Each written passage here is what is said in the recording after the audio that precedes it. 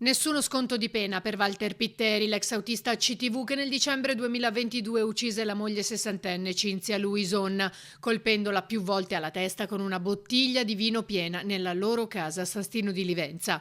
La Corte di Cassazione ha dichiarato infondato il ricorso presentato dalla difesa dell'uomo per l'ottenimento delle attenuanti generiche, confermando dunque la sentenza di condanna all'ergastolo pronunciata dalla Corte d'Appello di Trieste. Confermata anche la provvisionale di 100.000 euro per ciascuna delle due figlie della coppia, costituitesi parte civile insieme alle due sorelle della vittima. Molto conosciuta per la sua attività di parrucchiera, Cinzia Luison era stata trovata riversa a terra dopo l'ennesima discussione col marito in cui aveva maturato la decisione di separarsi.